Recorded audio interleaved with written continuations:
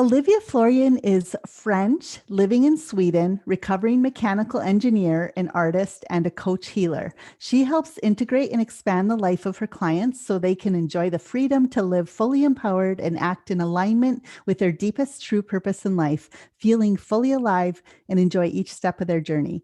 She works with embodiment, sensuality, and creative expressions through presence coaching, workshops, and retreats. So, welcome, Olivia. Thank you for coming on. Yes, thank you for inviting me.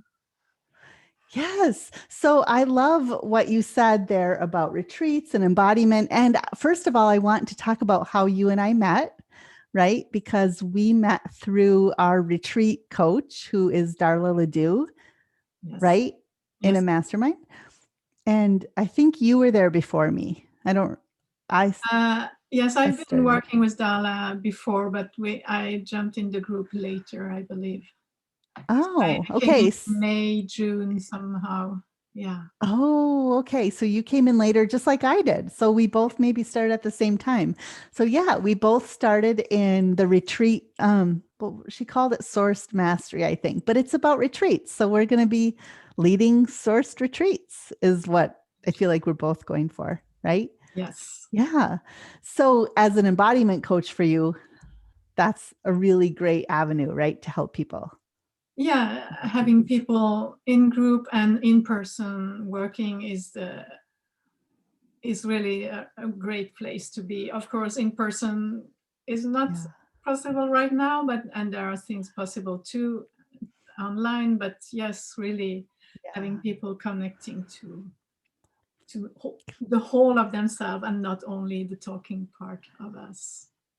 Yes. And then also that leads me into the first thing, which was interesting about you is that you are a recovering engineer, or that's what you call yourself. So tell us the story of that. What does that mean? You're a Yeah, recovering engineer. yeah. What does that mean?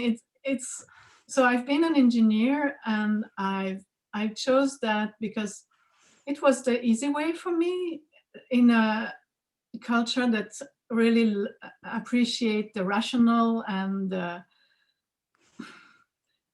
the thing when I was thinking about it, a song that I have been learning as a kid is choose a good profession, and a good profession that was these Yeah. things, science and rational Yeah. was really important to be practical and really do something important in life. So these notions of doing what's right important and Yeah. and I found it easy when I was at school to learn mathematics, and it was really easy in the sense it's black and white. And even later, when I began to work, you have the books, the rules, the formulas. So it's quite a form of straightforward way of being, and not so much gray zone. And Yeah. and it's not all of life because Yeah. that's a way of living that just invites the rational mind. And Yeah. obviously, I never been only a rational mind. I'm also always been a very emotional being. And in this Yeah. context, this had to somehow, if possible, to stay at home, which I couldn't manage that. I mean, if you are a bit more aware of how emotion works, you know that the more you try to suppress them, more powerful they come up. And I have strong emotions, so whatever Yeah. could try, they were there, and I had this feeling of being a failure when tears came in a meeting.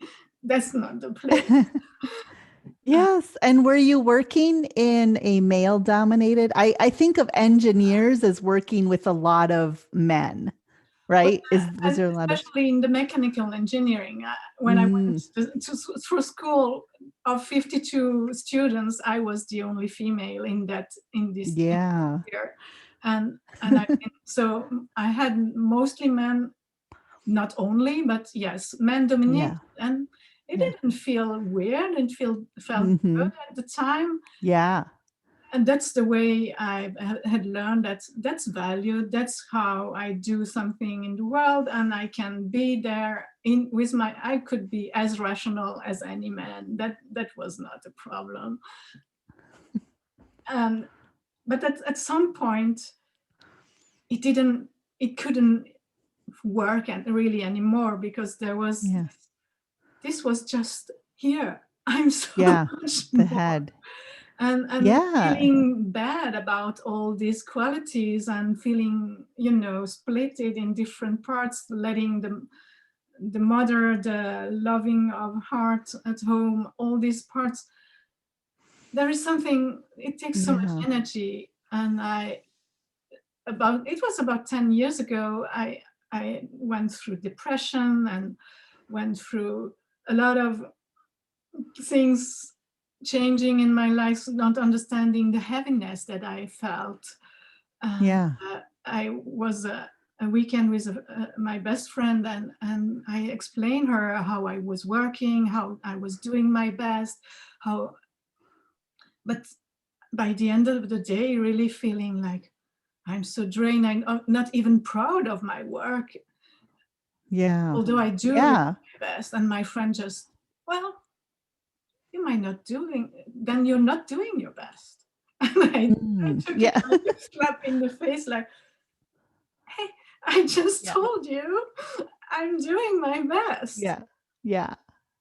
And then slowly it trickled down like, well, I'm doing my best in that environment, in that frame of engineering, in this corporate world where with a set of values, but that's not my best. That's not, at this point of life, that wasn't anymore my best. I had something more to Yeah. let out. There was something more that was calling, and it's open to a new journey. Yeah, and I can kind of relate because I was an accountant, right? And in the accounting world, there's not like a lot of room for creativity and emotion. It's like, here's the numbers, it's black and white, here's some rules to follow, right? Here's a schedule. It was very, yeah, it's very masculine oriented, a very scheduled way to work. Yeah, And there isn't like you're not yes, when you hear about creative accounting, it's usually not a good thing. Like, you that's not something we should strive to be as accountants is creative with the books, right? So I can totally relate that it's like you feel you're not really living this, you're not letting this other part through and having emotions at yeah. work. Uh, That yeah, for me, the most massive part that was obvious for years was really this emotional part of me, yeah. because I've always felt from my environment, that this is not okay. It's Yeah. not the okay way of Exactly. being, and had this uh, ideal picture of the male who's strong, cold, Yeah. all put together, Yeah. and I couldn't be that. I couldn't be that. Yes. And there is Yes. so much energy going into trying to not be that, while especially when I have these really high and low lows. So it's really Yeah. impossible. They come out. Yeah. Yeah. So You're an emotional you're an emotional generator, yeah, right? yes. Okay. So yes, both of us have that emotional wave There that is we ride. emotional waves, and Yeah. and even through human design, what was like affirming to me was one of the gates about the emotion says just that these high and low Yeah. Yes. emotions, so that I feel a Yes. lot. I feel in a range that is quite big, and hearing that, like, okay, there's nothing wrong with me. I'm Right. okay. There's nothing wrong. It's It's, okay. it's just the way it is. It's not something Yes. I have to fight against. It's more something, how do I live with them? Instead Yeah. of, Yeah. can I minimize that? No, I can minimize the impact on my well-being, but I don't need to try to, shut it down, making more even. That's just the way Yes. it is. I mean, that's something I think you and I share in common is I spent a lot of my life trying to keep a lid on my emotions. And I used to think of myself, I'm just too emotional. Why am I so emotional? Like all the questions I had for myself. And it's like, and I would like put that in a box and then I'd go to work in a professional environment and it seemed all fine until my son died.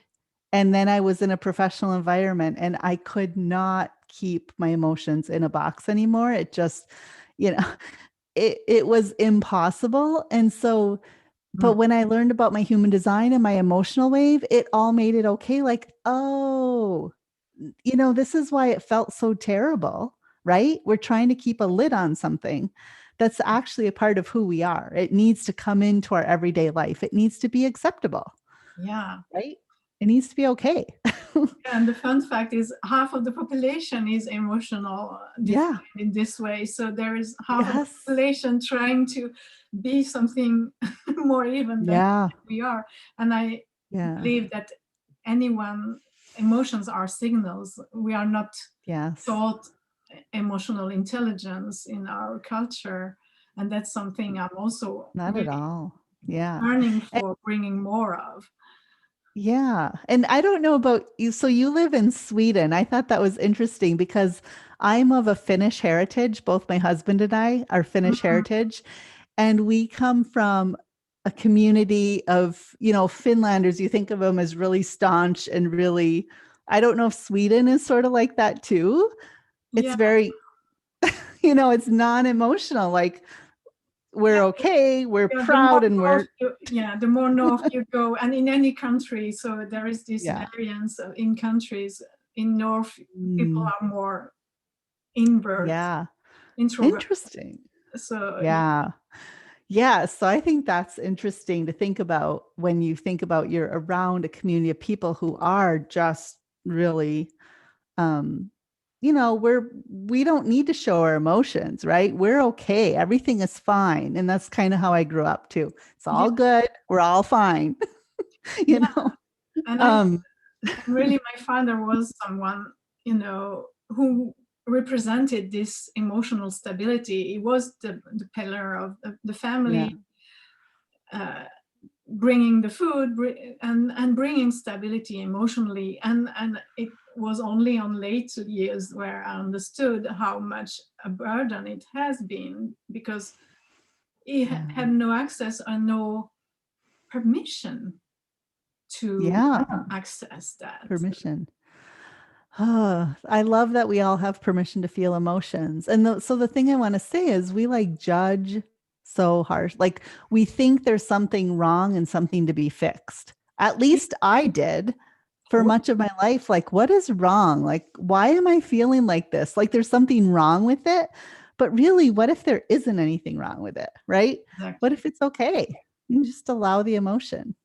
There's nothing wrong. Exactly. And Oh, so freeing. and it's still ongoing learning. Although I know so much, I catch myself so many times when I have a huge wave of emotions with tears. It's like, oh, I need to put Yeah. myself back. I cannot come and talk to you. And Yeah. and the only thing that Right. really helps is say, hey, I'm in the midst of this.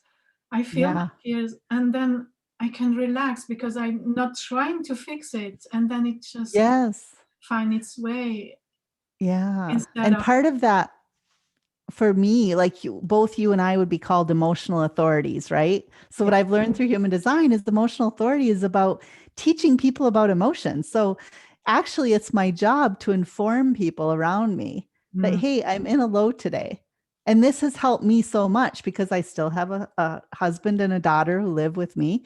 And when I'm in a low, it's important for me to let them know, hey, yeah, by the way, I'm in a low right now. And I think I'm probably going to go spend some time with myself, right? It's about nurturing and allowing it to be okay to yeah, nurture yourself and allowing it to be okay that they know that I'm feeling this emotion. yeah. It's okay. It's such a gift when that we can give, because when we believe we hide our emotions, Yeah. inevitably they are all over the place. I have a son is a projector, so really receptive. Yeah. Yes. And So and I, funny. and I tell each time I feel my energy, my emotional energy is not quiet. I'm telling him so that he has words, so that he can then relax, knowing that that's my stuff going on, and he confirms Yeah. me each time that yeah, Because he's he can feel the amplifying it, storm. right? He can feel the storm, Yes, and he so feels it's it. easier. It's a real gift that we give to others when we name and can say, "Hey, I'm in that state right now." It And is. I think it they takes the own it. discomfort They out don't of need it. to fix it. They don't need to be Yeah. with it in Yeah. that uncertain place. So Yeah. when I put words, I give him permission also to know that okay, it doesn't seem like as catastrophic as it as it can sound when we try to repress it. So Like it's all good. So how does creativity come into this story then? Because now I feel like your coaching has gone to this creative place, right? With exactly. your And clients. one entrance at some point in my journey, I was working with a therapist, and as I said, I've been living with that analytical mind, and it has been my Yeah. defense system. When I was feeling too much, I went into rationalizing. I went into not feeling too much of trying not feeling too much of my body, talking myself out of it, right? Yeah. Yeah. And so when I was in therapy, there was one day my therapist could really feel I was stubbornly saying, "Yeah, well, I need to stretch up. I need to be big." And so at some point, she gave me a paper and she said, "Choose a paper and choose some color and write write it down." So in my big, I should be big. I took a big paper and then look at the colors and oh, I take black and I began with a small dot. And And then I stopped and there was nothing more. I could feel in myself, Mm, oh, there is nothing more. So I had my big paper, but nothing more. And I stayed there and felt like, yeah, that's so. Okay. wow. And I could count down. And then after a while, I could feel like, oh, yes. And there is a layer of warmth here and a layer of life here. And just a few. And it was not very artistic, but it just let me come in. Instead of Mm, being here, I should be strong, big, and power through. I could feel, okay, now it's just that time. I need to go. I am small right now. It's okay. yeah. And it was such an experience that the I just I fetched colors and I began to draw much more again. And for the joy of it, knowing that oh, that's a wonderful way for me to come out of this idea of how I should be and Yeah. feel myself more again. So that was That's my awesome. serious entrance to it. Yeah. And in the past 2 years, when I was in the when I began to work with Dala, our business coach, and Yeah. I was still working on my business model, and I wanted to give more space to my creativity. And there was a point, could feel more constriction when I was like, oh, so much expectation on what I was going to paint. So what can I do to loosen up? And then I remember an event where there was some body painting, and I felt where I felt this childlike feeling of, oh, I'm doing something I'm not meant to do, to write on my skin. And I remembered the joy. So I could try that. And it began to be a journey through that body painting. I could just let my inner child be there and connect to so much more of myself. So I'm seeing it as a tool. So the Yeah. more this has opened me to, I knew that I loved drawing, that I've always been loving it, but it's always been something, it's just for play. That's Yeah. in the mindset. My seriousness shadow was really putting a, nah. Exactly. And I Yeah. was realizing, no, with the therapist, and the joy and the creativity, and how it opens me to more accessing my higher self, because then poetry went through when I was doing this body painting. So this is a portal. I need to bring that more in, and I could access that. Okay, this artist has a place. She's in here, and there is no reason for her to be hidden or called like unimportant. So that's how it came Yeah. Well, in. so how does that come into the work now that you do with clients? This creativity, like what is it you help your clients with?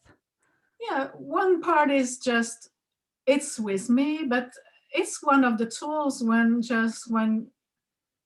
we are working with something. At some points we can just unpack the story with a drawing, so not from the mind telling the story, but just putting it down, so really Mm. accessing something else. That's one of the aspects, really, of letting see what comes on the paper, and being that inner journey or inner conversation that happens, feeling where is the constriction, where is the liberation, is it easy to be Yeah. playful, or is it very, Yeah. there is a judgment of, so it's just so eye-opening to Yeah. listen and have someone to share what's happening in you when you are trying to express through that media. So it sounds like you are helping people through the journey you've already been through, which is Yeah, from that your mind, just working in your mind yeah, to, yeah, exactly, because opening. it's a it's something that we are in the West culture so much ingrained of following the rational mind and an unhealthy masculine Yeah. energy. So coming back to the whole of us. So Yeah. and finding, the back door to this defense mechanism for not feeling, for not accessing these painful places, because it's been hurtful to shut all these things down. So having an other entrance, of course, my other entrance is also being in the body, so connecting with movement, with touch to our own bodies, so being in the present moment, Yeah. because mind Yeah. is always yesterday, tomorrow, Yeah. what's Yeah. happened, what will happen, but never here, while the body Yeah, it's is such here. important work, right? It's really important work. And so many of us come to that work in different aspects, and you come kind of through a creative one of those. That's the way you come to the work through, which is so cool. And before we wrap this up, I just want to revisit this human design thing, because I know when I first started with Darla, I think you were the one that I felt was most familiar with human design. So how did you learn about human design? Well, I started to learn uh, 2 years ago, getting a reading from Dala, and then there was really things that Uh, were clicking into place, and then I began to study in depth, because it was okay. just fascinating how it touched me. In one retreat, she gave us our life theme, that so related Okay. to the four main gates we have, Yeah. and So like the it was incarnation cross, the right? incarnation That, cross, yes. Okay. exactly. Okay. And for me, it was the vessel of love, and it was so touching. There was something so important for me to get connected to in reading that. So recognizing and seeing also the wounded part around that, because being the vessel of love, it's the love of the journey, the love of the body, and really bringing people. So it was so telling about my why, Yeah. this sense of that people who are different, they just need reassurance, that there is nothing wrong with that difference, that this difference are just gifts to be Yeah. unpacked. Yes. So Exactly. just feeling that was one of the openers, and also, that self-acceptance that it gave me. So, oh, I'm emotional. I'm not meant to give answers, make decision in the moment. Oh, I don't Yeah. need to push myself to try to get clarity here now, here now. It's Yeah. So interesting. so just Just, allowing myself to, that's how I am, and there is nothing wrong. That's the way it's meant to be. So yeah. relaxing layers after layers through that was really, Yeah, I think human design has so many parts of it that allow us to be fully seen and heard. Like that's what I think it's like a great tool of awareness to mm, bring people to back to themselves like, "Oh, that is totally me." It feels so good. yeah, And so I think that allowance to be ourselves or that permission to be ourselves, that's what opens up the rest of our life to us, right? exactly. It's And just that's like, the main work. That is whatever yeah. client is coming for, what is wanting to emerge is parts of aspects of us that we don't know what to do with them. We believe they need to change. And when we can integrate that and see, own that and say, hey, that's the way I am, and love it. I Even know love the and love shadows. it. I know. Even related to human design, there is the gene keys, and we were talking about it. Yeah. And Yes. this, and my main gene key is the shadow is seriousness, and it's like, no, I've never heard that. And No. it's a way of taking life so seriously, and how Yeah. yeah, life is Yeah. serious. And allowing us to see and accept those shadows about ourselves too. And knowing that's okay too, because it's actually part of the path that we're on, Yeah, right? It's like accepting those shadows. acceptance makes it also Yeah.